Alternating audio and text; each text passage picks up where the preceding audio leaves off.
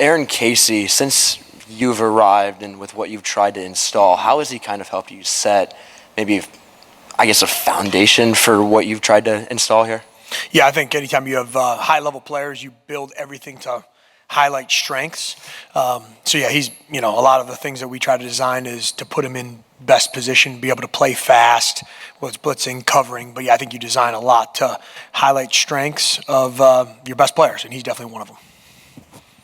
Yeah, Matt, with the you've seen this defense be really good, and then, you've had some really wild swings, step back, and obviously Illinois was one of them. You've been able to kind of trace or figure out why you guys have had those wild swings, or, Tom said this week wasn't something he sensed in practice. Have you been able to have you thought about that at all, and what have you figured out? Yeah, I think about it long and hard. That's what keeps me up, right? Because you try to do I take a lot of pride on trying to forecast how a game's going to go, what the matchups look like, things like that, to put the guys in the best position. You've seen us play high-level defense, and obviously that was far from it, this past Saturday.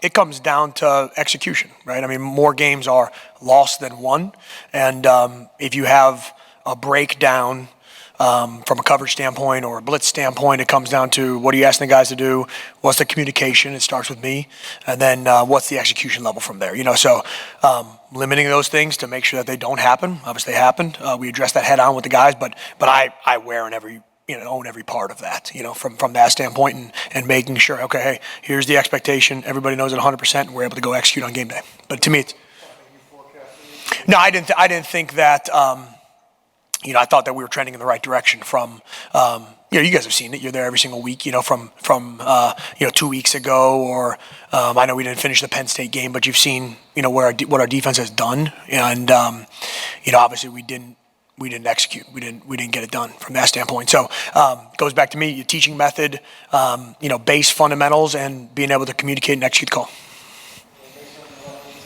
Asking about Andre Carter, and kind of how he represents Indiana as a program really as a whole. What's your relationship like with him, and kind of what were your first impressions of him when you first got to know him? Yeah, first impressive as a man. He's a grown man, and he's a guy who cares about other people. He's selfless. It's not about him.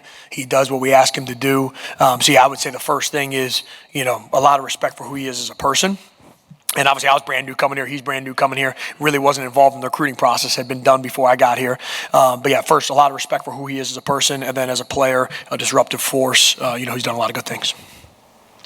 I guess asking more toward the end of a season in an era when it's probably going to become more common to see guys like Andre, Jacob, Nick Toomer, kind of come in as transfers and need to sort of adapt quickly because you're going to expect a lot of them. Just, I guess, how do you approach that, and maybe how have you refined your approach to not necessarily recruiting transfers, more so the idea of once they're in the building, yep, getting them up to speed and being able to sort of maybe figure out that happy medium between what they're good at and what you need from them? That's right. I think first you have to learn what they do well fast, you know what I mean? And then have a system that is complex enough for an offense but easy enough to learn for a defense. That way they can adapt fast into it. If it's something that, takes a redshirt year, takes 2 years to do, that's not what we're operating with, right? So you got to have a system that's in place that guys can understand and be able to highlight their skill set from there. So I think it's a little bit of, okay, what does this guy do well? What does our collective group do well or not do well? And then having a system that they can learn fast and be able to adjust to. I think Tom, after the game, when he was talking about some of the breakdowns in the secondary, said that one of them happened because somebody got the wrong sign or the play call, there was difficulty getting the play call down. I was wondering if you could elaborate on what happened there. Yeah, for sure. It starts with me from a communication standpoint, and clear lines of communication of getting a call down, getting it signaled, from that standpoint. I take a lot of pride in getting calls fast enough for our guys to be able to line up and execute.